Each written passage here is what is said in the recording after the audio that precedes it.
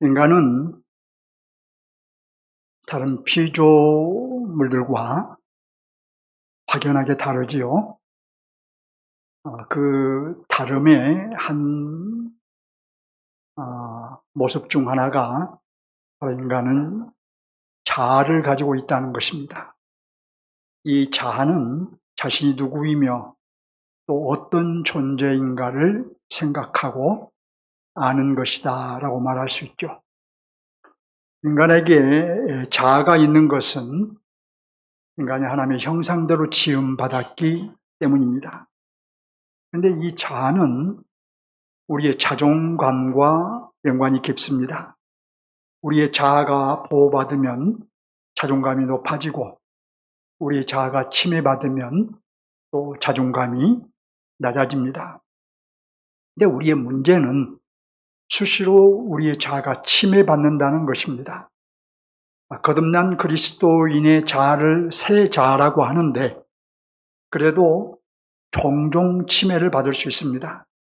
따라서 그리스도인도 언제든 자존감이 낮아질 수 있습니다. 그리스도인이라면 중생한 그리스도인이기 때문에 자존감이 높아야 할 터인데 그렇지 못하고 자존감이 낮아질 수도 있습니다. 하나님의 은혜와 사랑을 입은 귀한 존재임에도 언제든지 자신을 가치 없는 존재로 생각할 수가 있다는 것입니다. 따라서 자아가 침해받지 않아야 되는데 자아가 침해받으면 불행해지고 자아가 침해받지 않아서 높아지면 행복하게 됩니다. 자, 그렇다면 이제 우리는 물어야 되겠죠. 과연 내 자아는 안녕한가? 여러분의 자아는 안녕한가요? 우리의 자아가 보호받는 것은 중요한 문제입니다. 자존심은 우리가 낮아야 하지만 자존감은 높아야 합니다. 어떻게 그러면 우리의 자아를 보호받을 수 있을까요? 어떻게 자존감을 높일 수 있을까요?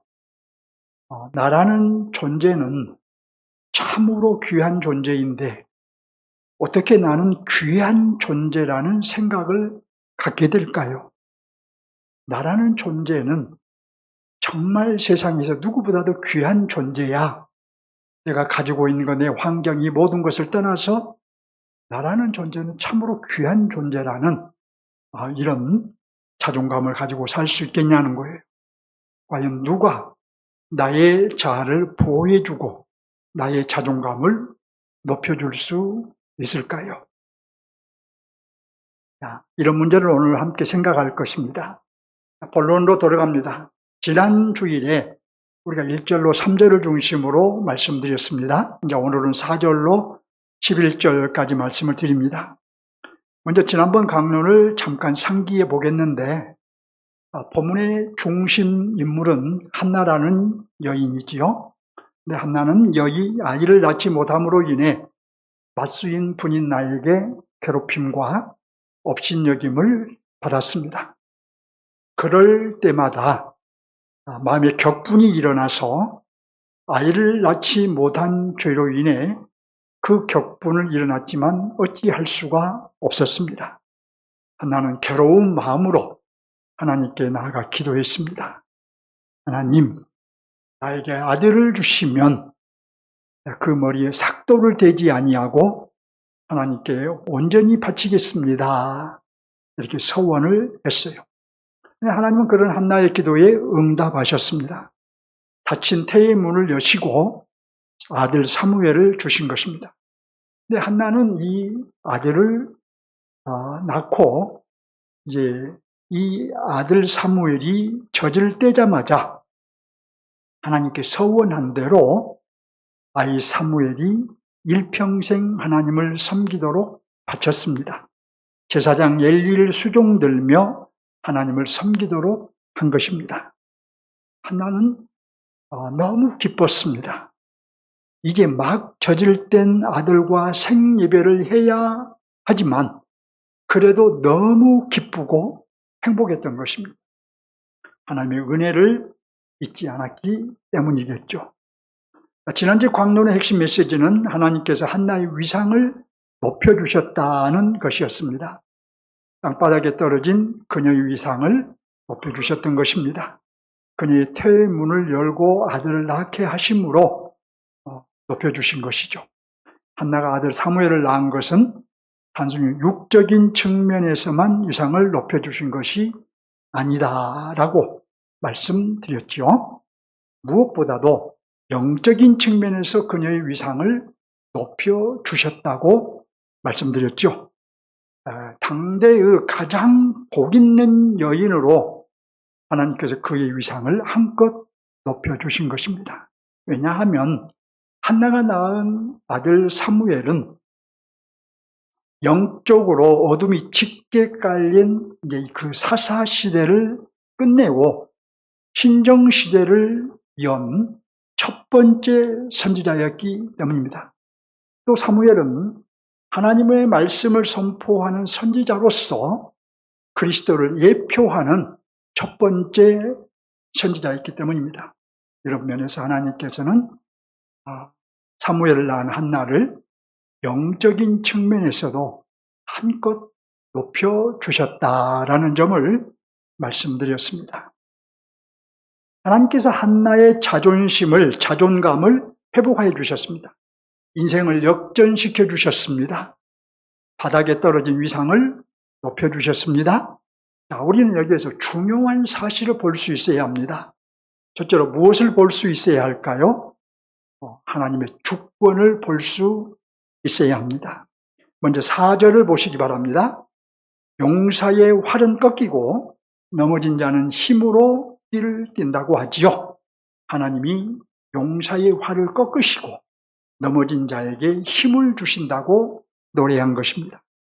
누가 전쟁의 승패를 좌우하고 누가 인간의 생사화복을 좌우하느냐 하면 하나님이 주권적으로 좌우하신다는 말입니다. 5절을 봅니다. 풍족하던 자들은 양식을 위하여 품을 판다고 하죠. 이어서 줄인 자들은 다시 줄이지 아니한다고 하죠. 하나님은 부자로 하여금 양식을 위해 품을 팔아야 하는 궁핍함을 경험하게 하시고 줄이던 자에게는 풍요로움을 누리게 하신다는 의미입니다. 누가 경제적 여건을 좌우하느냐 하면 하나님이 주권적으로 좌우하신다는 말입니다. 5절을 봅니다. 전에 임신하지 못한 자는 7 아들을 낳았다고 하지요. 이어서 많은 자녀를 둔 자는 쇠약한다고 하지요. 전에 잉태하지 못하여 수치를 느끼던 여인에게는 7 아들을 낳게 하시고, 많은 아들을 낳게 하시고라는 뜻입니다. 반면에 자녀를 많이 낳았다고 자랑하는 여인은 쇠약하게 하신다는 의미입니다.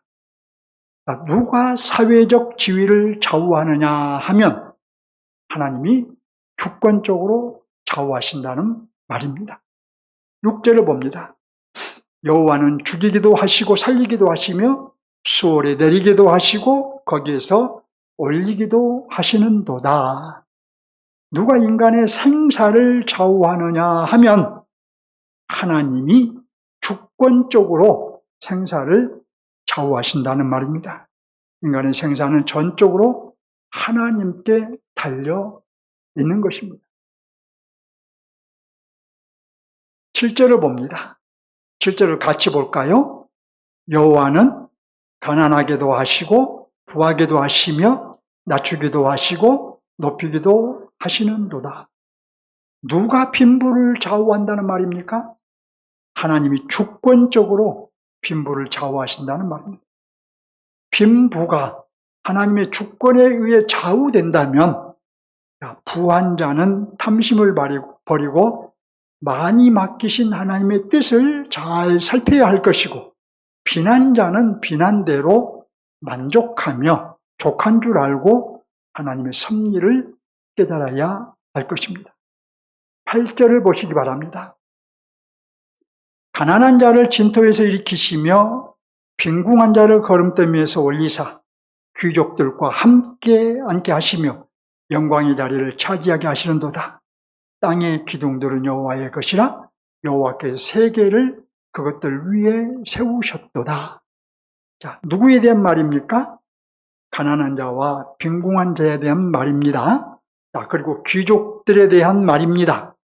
자, 그런데 여기 가난한 자, 또 빈궁한 자는 이 경제적인 것보다는 신분과 지위를 나타내는 단어들입니다. 사회적으로 가장 보잘것없는 자들을 가리켜 가난한 자라, 또 빈궁한 자라 했던 것이에요. 하나님은 보잘것없는 자들을 진토에서 일으키시고 거름더미에서 들어 올려서 귀족들과 함께 앉게 하시고 영광의 자리에 앉게 하십니다. 그러니까 누가 인생의 비천함과 귀함을 좌우하느냐? 하나님이 주권적으로 좌우하신다는 말입니다. 아무리 보잘것없는 사람도 하나님이 세우시면 존귀한 사람이 될 수 있고, 아무리 귀한 사람도 하나님이 무너뜨리면 가장 보잘것없는 사람이 될 수 있습니다. 우리는 하나님의 주권을 인정해야 합니다. 우리가 하나님의 주권을 인정하는 척 하지 말고 온전하게 하나님의 주권을 인정해야 합니다. 우리는 다 하나님의 주권을 말합니다. 하나님의 주권을 인정한다고 말합니다. 그런데 과연 우리가 하나님의 주권을 온전히 인정하고 있는가 하는 질문에는 우리가 답을 할 수가 없습니다. 왜 하나님의 주권을 인정할까요? 8절 하반절을 봅니다. 땅의 기둥들은 누구의 것이라고 한가요? 여호와의 것이라고 하잖아요. 누가 세계를 그것들 위해 세우셨다고 한가요? 여호와께서 세우셨다고 하잖아요. 왜 하나님의 주권을 인정해야 된다는 말인가요? 하나님이 자기 뜻대로 세상을 창조하셨기 때문입니다. 우리도 하나님께 지음을 받았으며 죄와 사망에서 구속을 받았으며, 그래서 우리의 주인은 하나님이시기에, 내가 아니라 하나님이시기에 우리에 대한 하나님의 주권을 철저하게 인정해야 하는 것입니다. 하나님은 자기의 절대 주권으로 한나의 위상을 높이셨어요. 하지만 하나님의 주권이 유일한 것이 아닙니다. 또 다른 것을 우리가 볼 수 있어야 돼요. 둘째로 무엇을 볼 수 있어야 될까요? 하나님의 신실하심을 볼 수 있어야 합니다. 9절을 봅니다. 9절을 보시면 하나님은 어떤 자들의 발을 지켜주신가요? 거룩한 자들의 발을 지켜주신다고 하죠. 거룩한 자들이란 신실한 자들을 의미합니다. 그리고 신실한 자들은 하나님을 신뢰하고 하나님의 힘으로 모든 문제를 해결하려는 자들입니다. 하나님은 신실한 자들의 발을 지켜주신 반면에, 그럼 악인들은 어떻게 할까요? 악인들에 대해서는 9절 중반절을 봅니다. 흑암 중에서 잠잠하게 하신다고 하지요. 악인들은 신실한 자들의 반대편에 있는 자들이겠죠. 그런즉 악인들은 하나님을 신뢰하지 않고 스스로 모든 문제를 해결하려고 하는 자들입니다. 한편 여기 흑암은 악인이 죽을 때에 집어삼키는 것을 의미합니다. 악인이 죽을 때에 집어삼키는 것을 지금 흑암이라고 하는데, 이것이 때로는 현세에서도 이런 흑암을 경험할 수가 있습니다. 하나님은 악인들을 멸망시키십니다. 처절할 정도로 실패하게 합니다.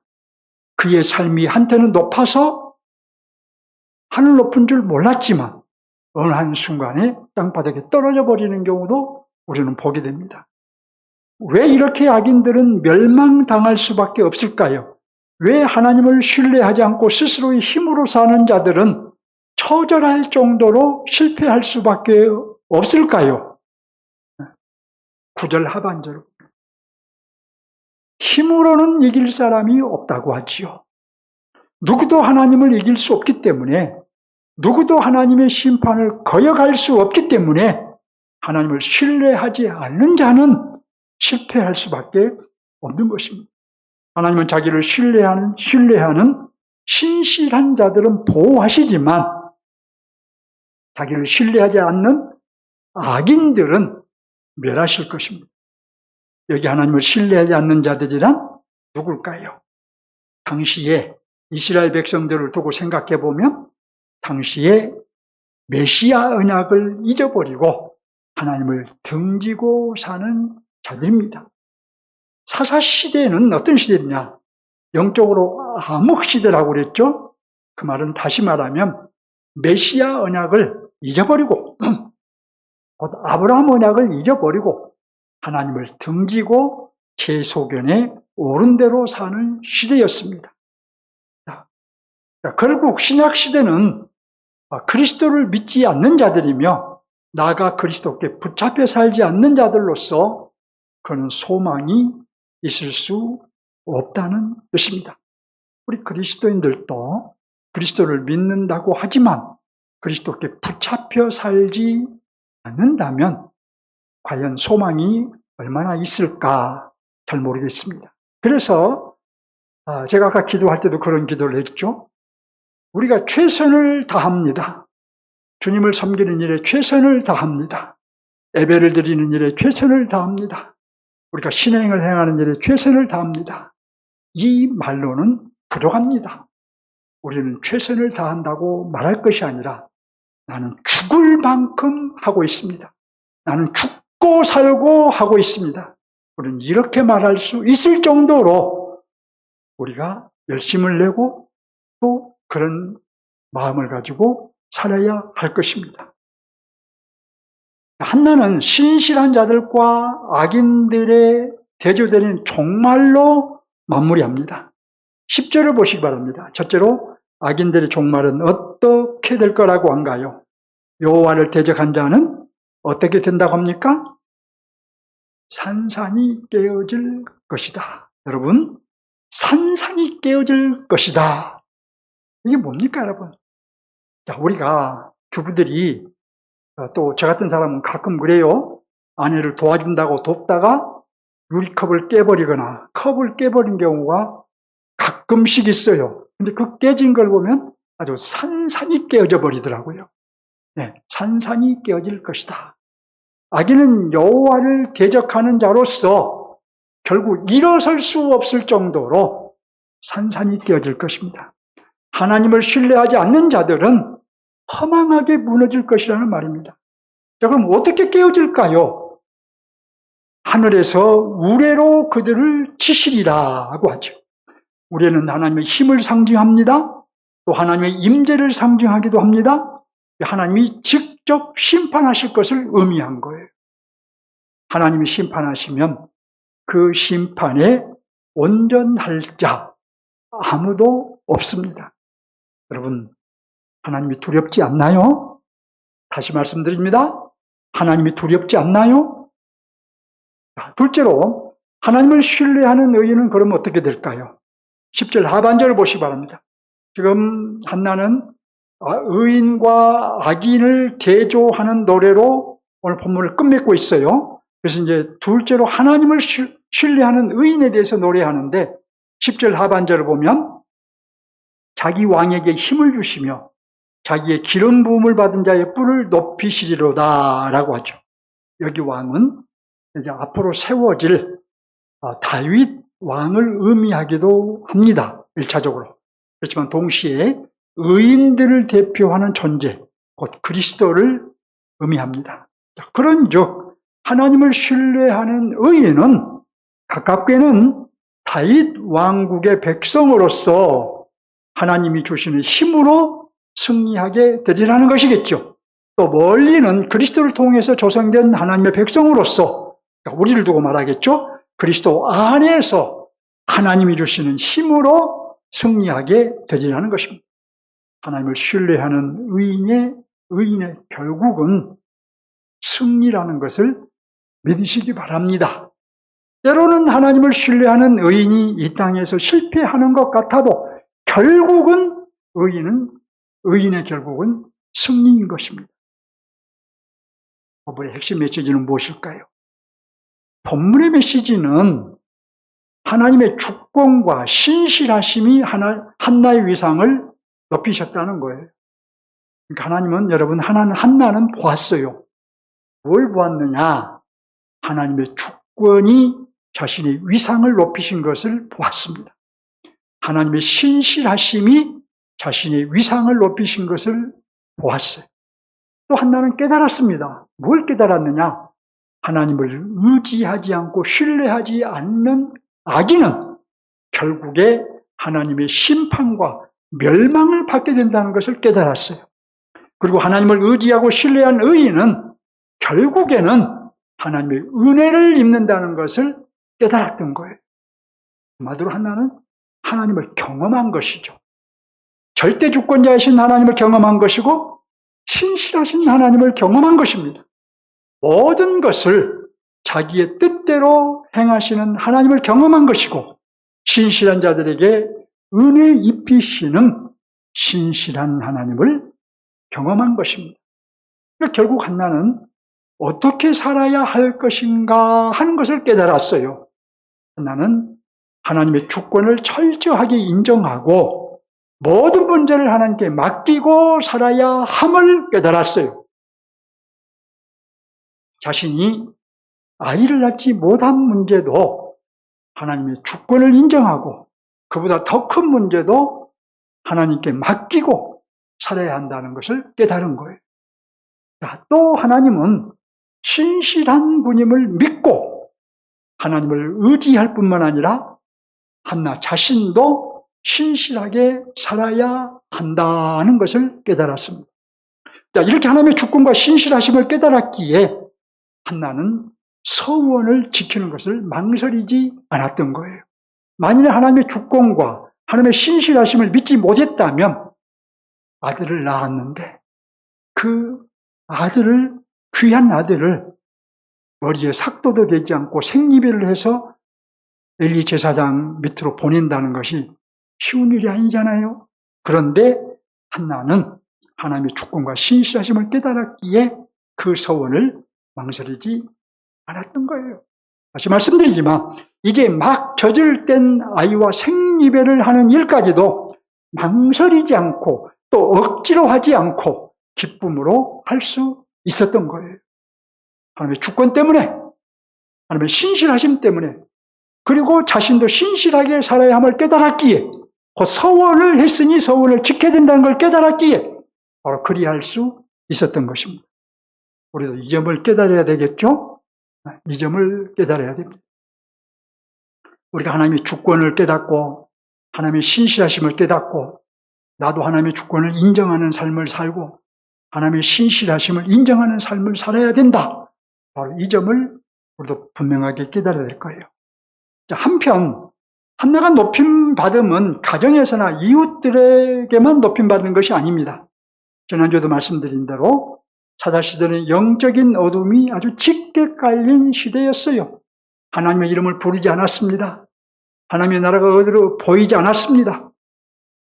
하나님의 백성들이었음에도 하나님의 나라가 보이질 않았어요. 그들은 하나님을 찾지도 않고 우상을 찾았습니다. 영적으로 어둠이 짙게 깔린 시대였어요. 이방신들을 섬기고 하나님의 통치를 거역하고 그들은 다 제 소견에 옳은 대로 살았어요. 제사장도 제 소견에 옳은 대로 살고 하나님께 세움받은 사사들도 다 제 소견에 옳은 대로 살고 백성들도 물론 다 제 소견에 옳은 대로 행하고 살았습니다. 영적인 암흑기였어요. 이러한 때에 한나에게 아들을 주신 거예요.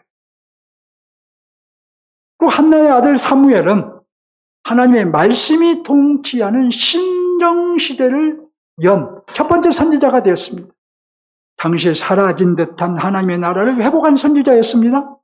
멈추어 서 있었던 하나님의 나라를 다시 전진하게 하는 선지자였습니다. 하나님 이렇게 신정시대를 연 사무엘, 당시 하나님의 나라를 회복한 사무엘, 멈춰버린 하나님의 나라를 전진하게 한 사무엘, 바로 이런 위대한 아들을 낳은 여인이었어요. 당시에 영적인 면에서 가장 높임받은 여인이었던 것입니다. 더 나아가 한나가 낳은 아들 사무엘은 그리스도를 예표했습니다. 자, 이런 영적인 측면에서 하나님께서 한나의 위상을 높여주신 것입니다. 우리가 이 한나 얘기에서 이 점을 보아야 한나 얘기의 본의를 보는 거예요. 이 점을 보지 못하고 한나가 기도했더니 한나 기도에 응답하시고 뭐 이런 얘기만 해서 우리 인간이 어떤 그런 점들만 막 부추기는 것은 이 성경을 기록한 본의를 놓쳐버린 거예요. 자, 첫째 본문의 핵심 메시지를 적용합니다. 본문의 핵심 메시지는 하나님의 주권과 신실하심이 한나의 위상을 높이셨다는 것이죠. 그렇다면 우리가 무엇을 적용해야 할까요, 여러분? 무엇을 적용해야 돼요? 무엇보다도 하나님의 주권을 적용해야 하겠지요. 하나님의 주권을 철저하게 인정하는 것을 적용하자는 것입니다.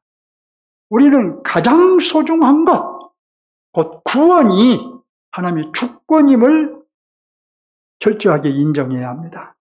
에베소서 1장 5절을 보면 그 기쁘신 뜻대로 우리를 예정하사 예수 그리스도로 말미암아 자기의 아들들이 되게 하셨으니 그 기쁘신 뜻대로 우리를 예정했답니다. 하나님이 주권적으로 우리를 예정했다는 말이죠.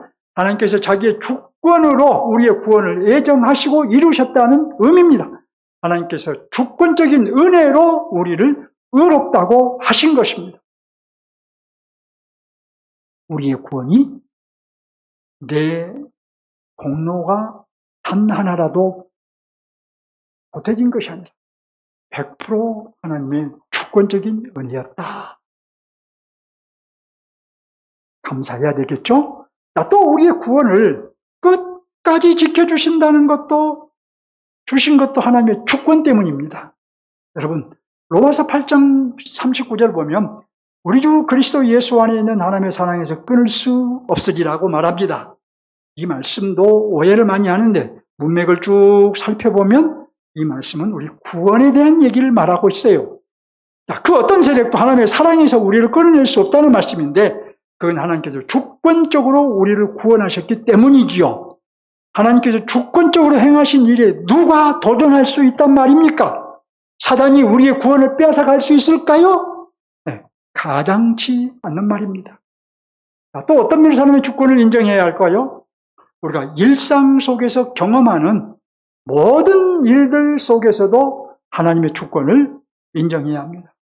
우리의 높아짐과 낮아짐도 하나님의 주권입니다. 기쁜 일과 슬픈 일을 만나는 것도 하나님의 주권입니다. 성공하고 실패하는 것도 하나님의 주권입니다. 우리가 해야 하는 부분이 분명 있지만 그럼에도 최종적으로 하나님의 주권을 인정해야 합니다. 예수님도 하나님의 주권을 강조하셨습니다. 참새 한 마리도 하나님의 허락하심 없이는 떨어지지 않는다고 하셨습니다.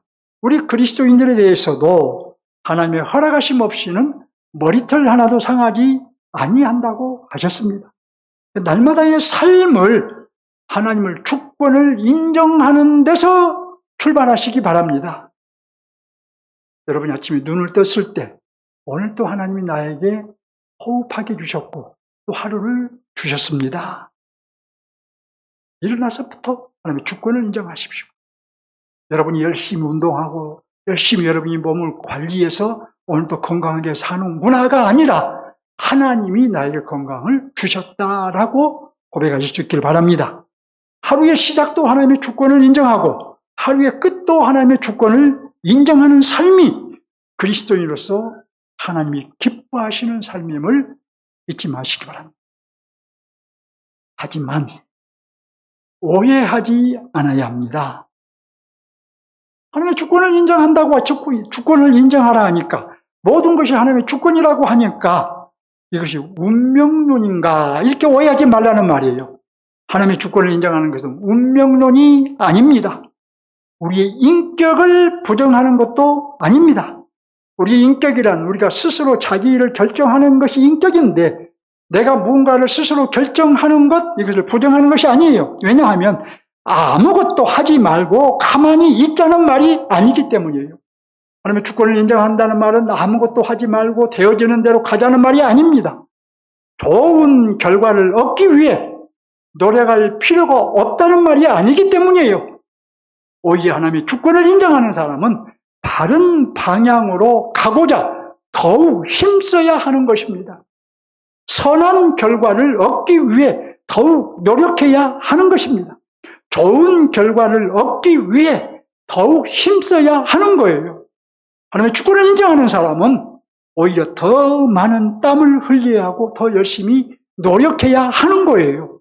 하나님의 주권을 인정한다고 모든 것을 운명적으로 받아들이고 이건 운명이야 어쩔 수 없어 라고 가는 것이 아니라는 것입니다. 하지만 여러분, 또 우리의 땀과 노력은 좋은 결과를 낼 수도 있고 안 좋은 결과를 낼 수도 있지요. 우리는 그 결과에 대해서도 하나님의 주권을 인정해야 합니다. 우리는 좋은 결과를 내기 위해서, 선한 결과를 내기 위해서 더욱 힘써야 하는데, 좋은 결과를 낸 것이 행운 때문인 것 같아도, 또 안 좋은 결과를 낸 것이 불가피한 환경 때문인 것 같아도 그것이 하나님의 주권에 의해서 나온 것이다라는 것을 인정해야 된다는 거예요. 그리고 그 결과가 나온 데는 하나님의 뜻이 있고 우리에 대한 하나님의 계획이 있음을 인정해야 합니다. 그러기에 우리는 당장 안 좋아도 감사해야 하죠. 당장 안 좋아도 또 하나님의 주권으로 언제 내 인생을 역전시켜 주실지 우리는 알 수 없게, 한나의 인생을 역전시켜 준 것처럼 또 많은 그리스도인들이 하나님의 은혜로, 하나님의 능력으로 그들의 인생이 역전되어 사는 것처럼 우리의 인생도 지금은 안 좋아도 만일 안 좋다면 그것을 언제 역전시켜 주실지 우리는 알 수 없기, 믿음으로 그날을 소망하며 나가야 하겠죠. 본문의 한번 상황을 보십시오. 한나는 아들을 낳고자 노력하고 애를 썼겠죠. 얼마나 애를 많이 썼겠습니까? 아들을 낳고 싶어서 얼마나 애를 많이 썼겠어요. 그런데 낳지 못했어요.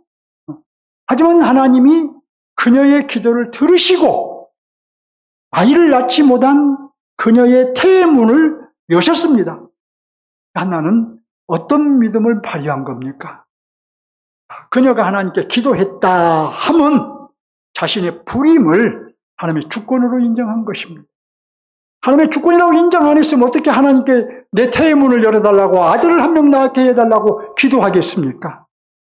그리고 서원한 대로 아들을 드렸다 하면, 바쳤다 하면 아들을 낳음도 하나님의 주권으로 인정한 것입니다. 하나님의 주권인 것을 인정한 거예요. 그러니까 그녀는 기쁜 결과도 하나님의 주권으로 인정했지만 슬픈 결과도 하나님의 주권으로 인정했던 것입니다. 행복한 결과도 하나님의 주권으로 인정을 했지만 불행했던 결과도 하나님의 주권으로 인정했던 것입니다. 그러고 보면 우리는 매일매일 하나님의 주권을 경험하고 있습니다. 여러분이 주 예수 그리스도를 여러분의 주와 구주로 믿고 오늘 또 이 자리에 무사히 나와서 하나님을 예배드리고 있고 우리가 또 하나님을 이렇게 예배하면서 감사하며 말씀을 듣는 것, 이것 또한 하나님께서 우리를 주권적으로 우리를 구원하여 주셨기 때문이고 또 우리를 이 자리로 인도하여 주신 줄을 믿으시기 바랍니다. 요즘 여러분이 아신 대로 병원이 난리죠. 우리 교회 성도들은 아직 아파서 병원 못 간 성도가 없는 것 같아요. 근데 실제로 주변에서 보면 제가 아는 분 한 분도 추석 전에 이미 아파서 일산병원을 갔는데 일산병원에서 의료 사태 때문에 받아주질 않았어요. 그래서 겨우 받아낸 것이 추석 이후에 다시 오라는 말이었습니다. 그래서 추석 이후에 갔으면 바로 수술을 해야 될 사람인데 수술을 해준 것이 아니라 10월 7일 날, 6일 날 입원해서 10월 7일 날 수술하기로 했다는 거예요. 얼마나 힘들겠어요. 여러분이 건강한 모습으로 추석을 지내고 사건 사고 없이 보낸 것도 하나님의 주권인 줄 믿으시기 바랍니다. 여러분은 매일매일 하나님의 주권을 경험하면서 살고 있다는 거예요. 자, 그래서 이제 오해의 소지를 없애기 위해서 좀 정리합니다. 오해의 소지가 없어야 되겠죠. 하나님의 주권을 인정하는 우리는 운명론자처럼 가만히 있는 것이 아니라고 그랬죠. 오히려 더 많이 수고하고 노력해야 합니다. 하지만 우리의 노력과 수고에 의해 나온 결과가 어떤 결과이든 하나님이 내신 것으로 인정해야 합니다. 그리고 그 결과에는 하나님의 뜻과 우리에 대한 하나님의 선한 계획이 있다는 것도 인정해야 합니다. 바로 이런 사람이 하나님의 주권을 인정하는 사람이며, 하나님의 주권을 인정하는 것은 곧 그리스도 안에서 사는 삶인 거예요. 그리스도 안에서 사는 삶 중에 모습 중에 하나가 하나님의 주권을 인정하고 사는 삶이라는 것입니다. 하나님의 주권을 철저하게 인정하시길 주님의 이름으로 부탁드립니다. 자, 둘째로 이제 오늘 하나님 나라 관점에서 적용합니다. 본문의 하나님의 나라는 부분적인 하나님의 나라입니다. 부분적인 하나님의 나라란 하나님의 사람들에 의해, 하나님의 백성들에 의해 하나님의 나라가 아주 부분적으로, 전체적으로가 아니라 아주 부분적으로 실현된 나라를 의미합니다. 따라서 부분적인 하나님의 나라는 하나님의 나라가 안 보일 때도 있어요. 또 희미하게 보일 때도 있어요. 하나님의 나라. 보여도 희미하게 보이고 안 보일 때도 있습니다. 자, 본문에서는 한나라는 여인을 통해서, 하나님의 사람 한나라는 여인을 통해서 하나님의 나라가 희미하게나마 부분적으로 실현된 것입니다. 한나가 하나님을 찾지 않고 제 소견에 좋은 대로 행하던 시대에 한나라는 여인은 하나님을 찾았잖아요. 바로 그가 하나님의 나라를 부분적으로 보여준 것이, 바꿔 말하면 하나님께서 한나라는 여인을 통해서 하나님의 나라를 부분적으로, 하나님의 나라가 실현된 거예요. 그러면 이 부분적으로 실현된 하나님의 나라, 이 하나님 나라의 어느 면을 보여주고 있을까요? 하나님의 나라는 여러 면이 있습니다. 그 면 중에 어느 면을 보여주고 있을까 하는 거예요. 자, 본문에서 하나님의 나라는 무엇보다 하나님의 신실하심을 믿었어요. 그리고 기도했어요. 그리고 신실하신 하나님은 한나의 기도에 응답하셨습니다. 자, 여기에서 중요한 것은 하나님은 신정시대를 여시기 위해서, 그리고 언약하신 그리스도를 예표하시기 위해서 한나에게 아들을 주셨다는 것입니다. 이 점이 중요하다고 여러 번 말씀드렸습니다. 그러니까 영적인 암흑시대인 사사시대에도 하나님은 신실하게 아브라함 언약을 이행하신 것을 의미한다. 이행하셨다는 것을 의미해요. 그러니까 이스라엘은 다 아브라함 언약을 잊어버렸어요. 아브라함의 후손들이었으나 아브라함의 후손이 애굽에서 430년 동안 거주하다가 그들이 모세를 통해서 출애굽하고 가나안 땅에 들어왔습니다. 그 가나안 땅에 들어와서 그들이 이제 사사시대를 맞이했기 때문에 그렇게 오래되지는 않았어요. 근데 그 사이에 그들은 하나님을 다 잊어버렸어요. 아브라함 언약을 잊어버렸어요. 그리고 제 소견에 옳은 대로 우상을 섬기며 살았어요. 그러니까 이스라엘은 이렇게 아브라함 언약을 잊어버렸지만, 그래서 하나님을 등지고 제 소견에 옳은 대로 행했지만, 하나님은 아브라함 언약을 기억하시고 신실하게 그 언약을 이행하신 거예요.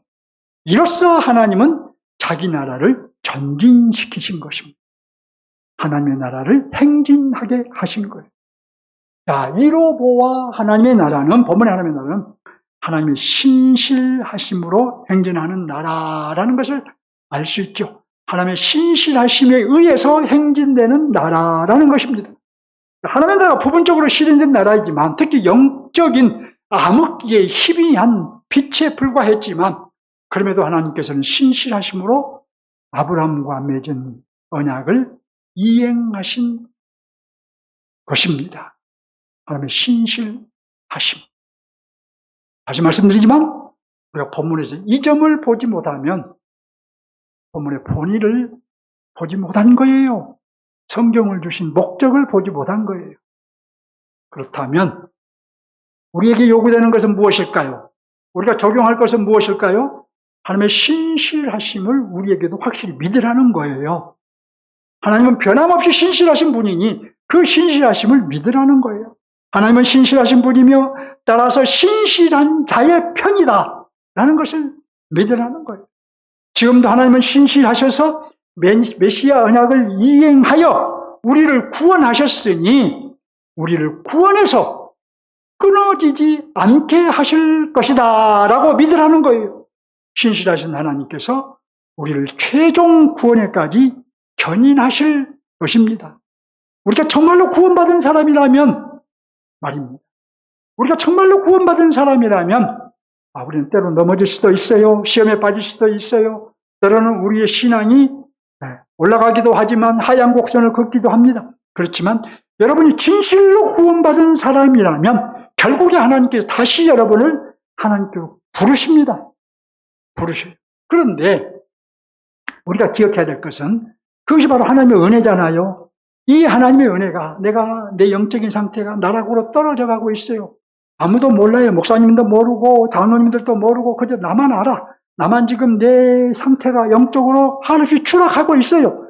그러면 추락하도록 내버려 두고 추락하는 그 모습을 그대로 따라가는 것이 답이 아니라 내가 살고 싶으면 살고자 하면 말씀이 있는 곳으로 나와야 돼요. 기도해야 돼요. 그러면 하나님께서 말씀을 통해서 은혜를 입히시고 기도를 통해서 은혜를 입히셔서 다시 나를 세워주시는 것입니다. 이 공식을 우리가 이해를 해야 돼요. 자, 또 하나님은 신실하시기 때문에 우리가 신실하게 살아가면 신실하심을 경험합니다. 하나님의 신실하심을. 하나님은 신실하지만 우리가 불신실하면 우리가 하나님의 신실하심을 경험할 수 없죠. 본문에서도 한나는 하나님 앞에서 신실했죠. 그리고 하나님은 신실하신 한나를 기억하셨습니다. 그녀의 태문을 여시고 아들을 주셨습니다. 그녀의 자존감을 높여주셨습니다. 그녀의 위상을 높여주셨습니다. 그래서 한나는 본문에서 하나님의 주권만 노래한 것이 아니라 하나님의 신실하심도 노래한 거예요. 하나님의 신실하심도 노래를 해요. 9절로 10절에서 하나님의 신실하심을 노래합니다. 여러분, 하나님을 신실하지 못한 악인은 흑암 중에서 잠잠하게 하시고 신실하신 의인은 그의 뿔을 높여주신다고 노래하고 있잖아요.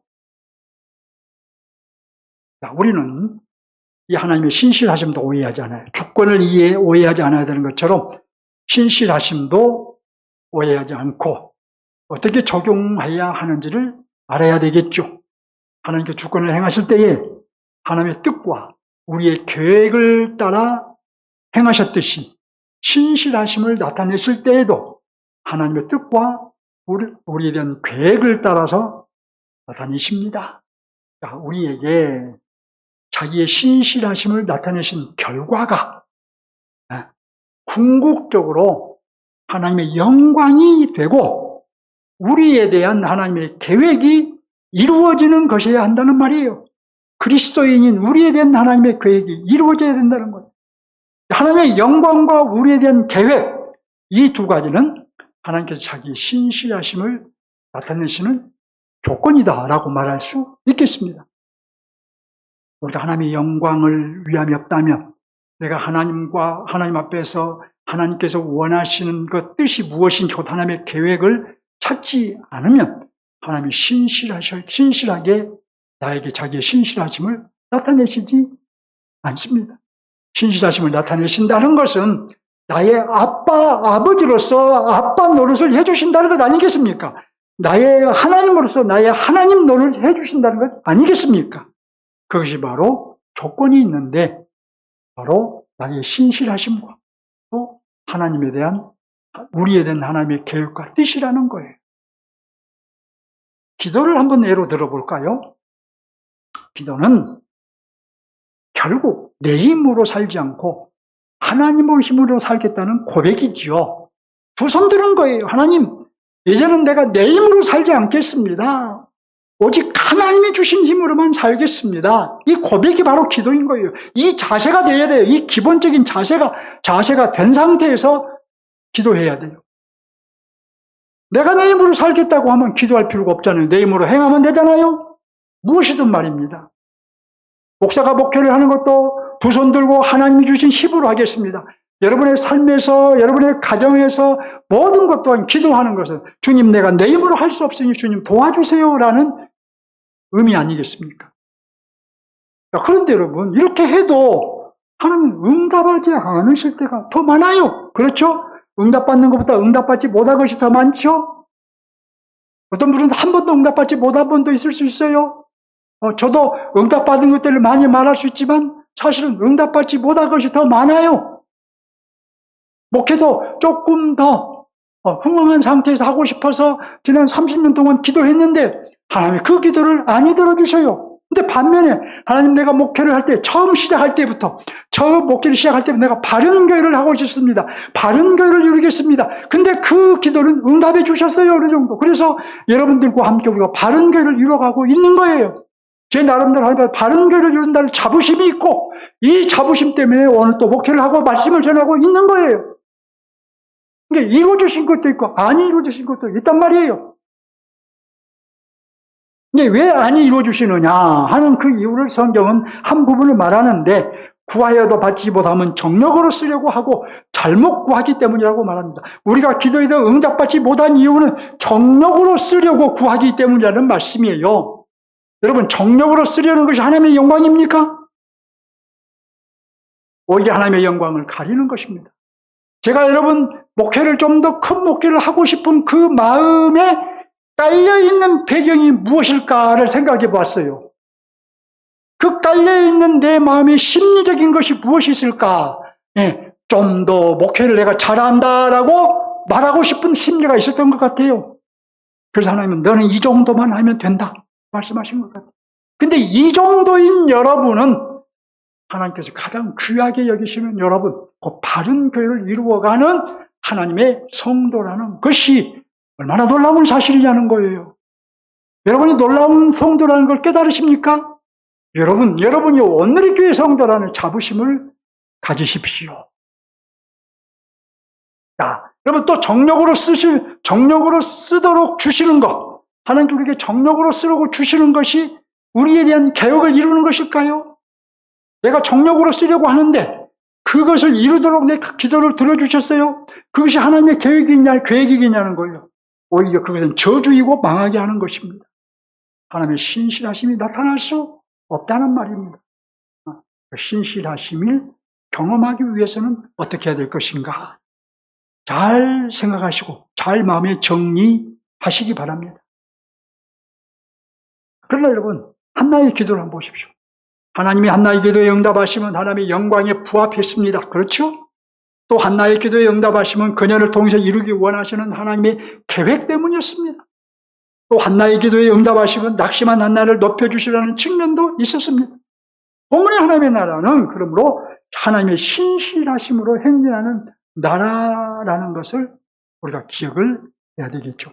하나님의 신실하심을 확고히 믿는 가운데 하나님의 신실하신 분, 나는 신실하지 못해서 하나님께 약속을 지키지 못하고, 그렇지만 하나님은 신실하셔서 나에 대한 약속을 지키신다는 확고한 믿음을 가지고 우리가 믿음의 행보를 해가야 한다.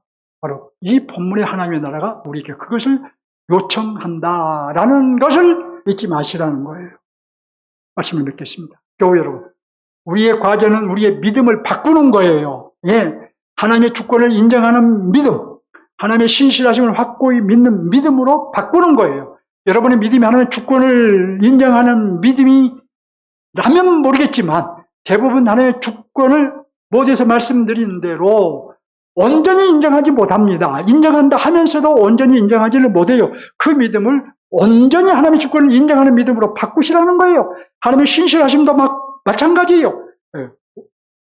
확고하게 믿는, 하나님을 확고하게 믿는 신실함으로 믿음으로 바꾸라는 거예요. 여러분의 믿음을 바꾸면 모든 것이 바뀌게 됩니다. 삶의 패러다임이 바뀌어요. 삶의 결과물들이 바뀌어요. 누리는 복도 바뀝니다. 여러분, 그것들이 바뀌기 원한다면 여러분 믿음이 바뀌어야 돼요. 믿음이 바뀌어야 그것들이 바뀝니다. 자, 또 여러분, 자존감이 높아지기 원하십니까? 인생이 역전되기 원하십니까? 위상이 높아지기 원하십니까? 좋은 결과를 얻기 원하십니까? 영적으로도 높임받기를 원하십니까?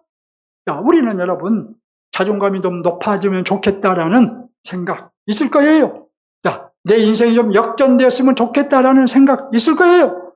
내 위상이 좀 더 높아져서 내가 사람들에게 조롱받지 않았으면 좋겠다라는 그런 마음이 있을 거예요. 내가 좀 더 좋은 결과를 내고 싶다라는 마음이 있을 거예요. 어떻게 해야 될까요? 두 가지만 하시면 됩니다. 그러면 주권을 온전하게 인정하십시오. 하나님의 주권을 온전하게 인정한다 하면 내가 계획을 세우고 내가 이러이러하게 플랜을 세워서 이렇게 하면 좋겠다라고 어떤 전체적인 어떤 마스터 플랜을 세워가지고 일 하나하나 진행하는 것이 아니라 그런 계획을 세워야 돼요. 세우되 기도하며 하나님 내가 이런 계획을 가지고 있는데 하나님 어떻게 하면 좋을까요? 하나님의 뜻은 무엇입니까? 하나님 인도하심을 받아야죠. 그래서 그 계획 중에서 실행할 것은 실행하고 포기할 것은 포기해야 되겠죠. 근데 기도는 하지 않고 하나님의 뜻은 묻지 않고 하나님 올라가리까 말이까 물었던 것처럼 물어야 되겠잖아요. 하나님 가리까 말이까 이것을 하리까 말이까 물어야 되겠죠. 묻지도 않고 내가 계획 세워서 내 마음대로 내 뜻대로 제 속에는 옳은 대로 행한다? 그건 하나님의 주권을 인정하는 것이 아니에요.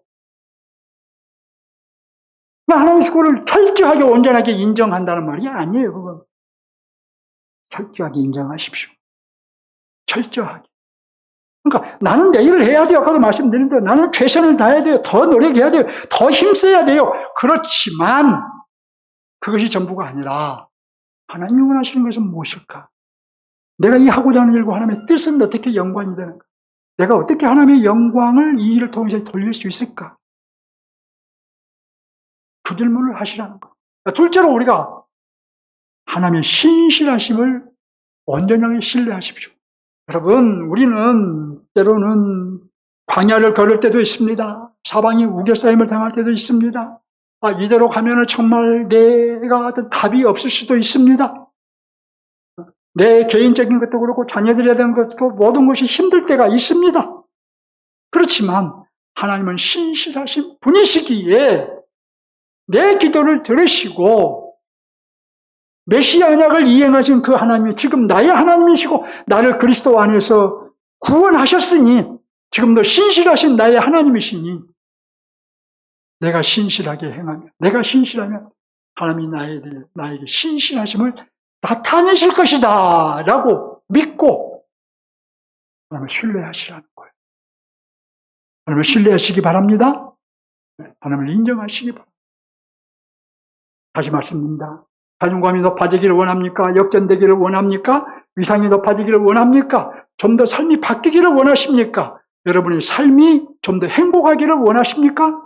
예, 두 가지 하나님의 주권을 온전하게 인정하십시오. 첫째는 주권이냐, 두 번째는 하나님의 신실하심을 온전하게 신뢰하십시오. 그러니까 지금 내 눈앞에 있는 상황만 보지 말라는 거예요. 그 너머에 있는, 그 이후에 있는 것을 볼 수 있으라는 거예요. 지금은 내 삶이 내 앞에 웅덩이가 놓여 있어도 이 웅덩이를 뛰어넘으면 그 다음 무엇이 올 것인가, 하나님이 무엇을 내게 주실 것인가 기대하시라는 거예요. 그걸 보시라는 거예요. 하나님을 향해 한 걸음 더 나갑시다.